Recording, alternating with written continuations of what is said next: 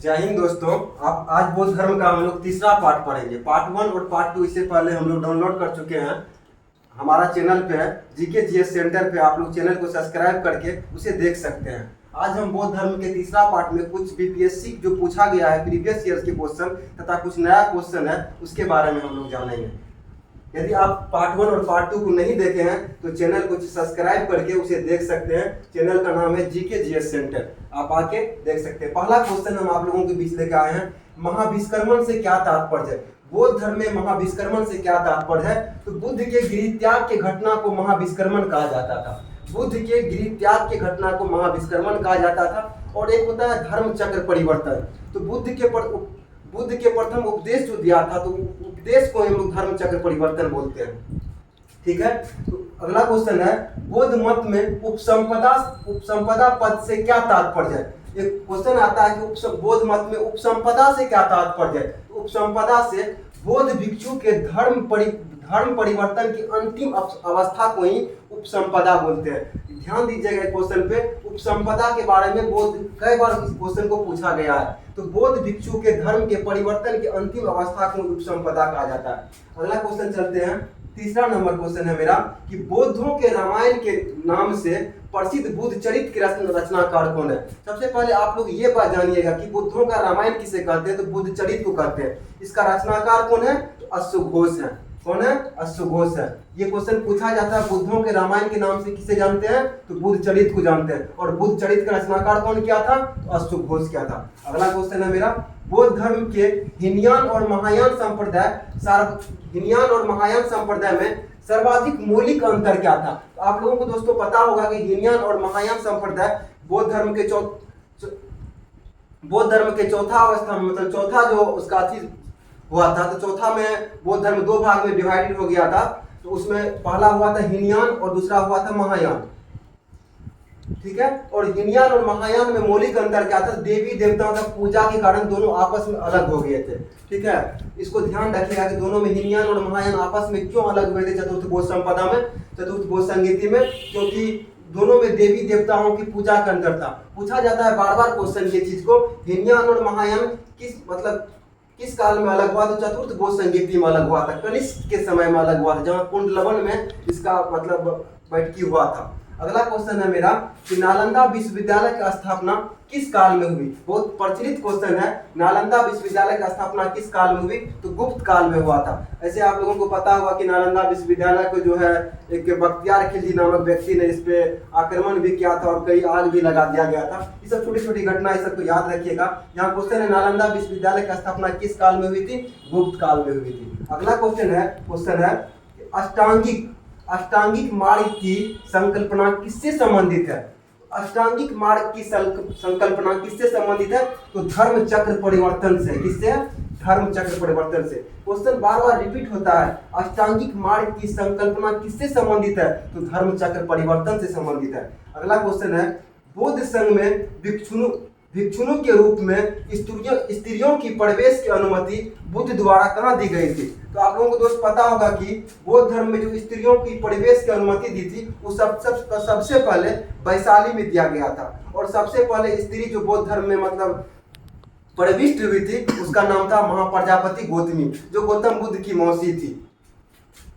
अगला क्वेश्चन है कि प्रथम शताब्दी ईस्वी में किस भारतीय बौद्ध भिक्षुक को चीन भेजा गया था? क्वेश्चन अच्छा से सुनिएगा दोस्त कि प्रथम शताब्दी ईस्वी में किस भारतीय बौद्ध भिक्षुक को चीन भेजा गया था? तो नागार्जुन को भेजा गया था।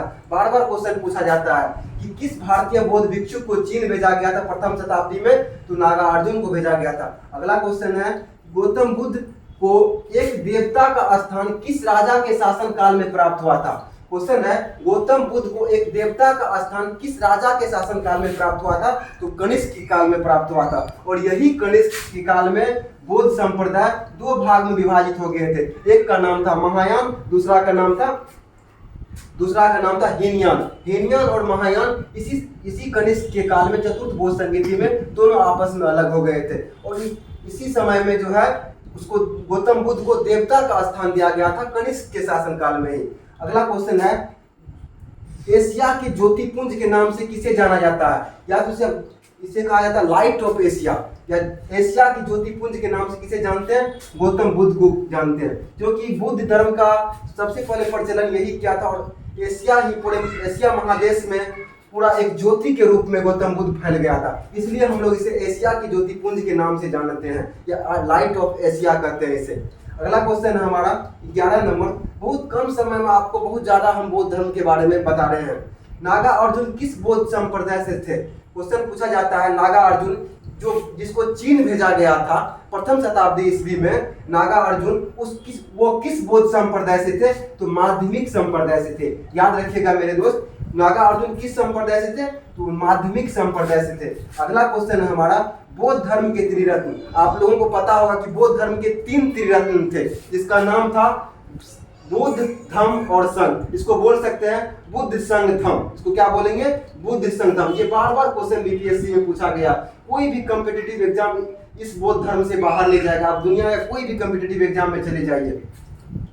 अगला क्वेश्चन है हमारा कि गांधार कला में बुद्ध को प्रतिबिंबित किया गया था, तो मतलब किस शैली में किया गया था गांधार कला में? क्वेश्चन वो पूछ रहा है कि गांधार कला में बुद्ध को प्रतिबिंबित किया गया था, तो ग्रीक रोमन शैली में किया गया था। बहुत महत्वपूर्ण क्वेश्चन है। अगला क्वेश्चन है तृष्णा को क्षीण हो जाने की अवस्था को बुद्ध ने निर्वाण कहा था। क्वेश्चन पूछता है दोस्त कि तृष्णा के क्षीण हो जाने की अवस्था को क्या कहा था? तो बुद्ध ने निर्वाण कहा था।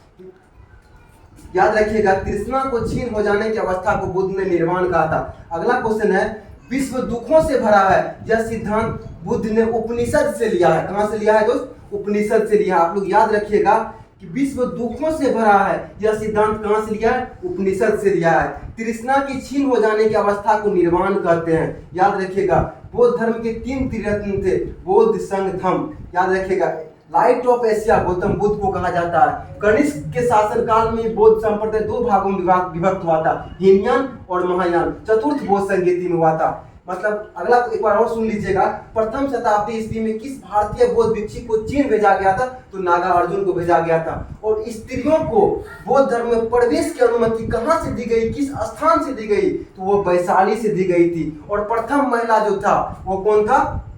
मां प्रजापति गौतमी था। हम लोग पार्ट 1, पार्ट 2 और पार्ट 3 को देख चुके हैं। अब हम लोग कल पार्ट 4 को देखेंगे। आप 5 से 7 मिनट का सारा वीडियो है, आप लोग एक बार जरूर देख लीजिएगा। और देखने के बाद बौद्ध धर्म में का ऐसा कोई कंक्लूजन आपके पास नहीं बचेगा। फिर हम आप लोगों को मिलते हैं पार्ट 4 में। तब तक हमारे चैनल को आप लोग सब्सक्राइब कर दीजिएगा, साथ ही साथ वीडियो को अच्छा से देखिएगा। सब्सक्राइब करने या ना करने से कोई फायदा नहीं होता। जब तक आप समझते नहीं है तब तक इसका कोई मतलब पात्रता नहीं निकलती है। ठीक है, जय हिंद।